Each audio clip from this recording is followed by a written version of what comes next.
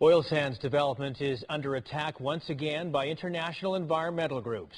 New ads are running on American TV networks urging President Obama to take sides in what they call the dirty oil debate. Here is Fletcher Kent on what that could mean to Alberta's economic engine. The Keystone XL pipeline. A new ad with a similar target. Dirtiest oil in the world, 2,000 miles across America's heartland. But this anti-oil sands spot has a different target audience and an influential one. President Obama, you can stop it. A coalition of environmental groups are running the ad on American news and political programming, saying the president couldn't stop the last U.S. oil disaster. But you can prevent the next oil disaster. The ads focus on the controversial Keystone XL pipeline and through it, the oil sands. People need to know the truth of the situation.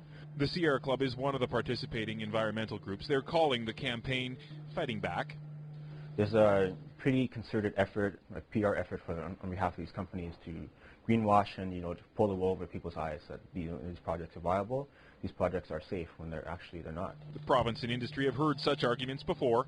That's why we have to be vigilant and continue to tell our story and not assume that people already know the story, because there are others that are bound and determined to tell them another one. But Dr. Peter Silverstone says the story the province is telling won't work.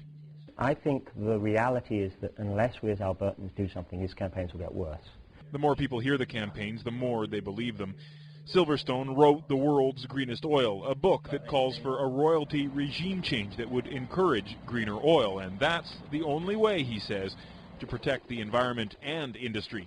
If you can't say our oil is the world's greenest or some other valid, emotionally resonant argument, you're going to lose. Anytime you have an emotional argument against a fact-based argument, the emotional argument wins.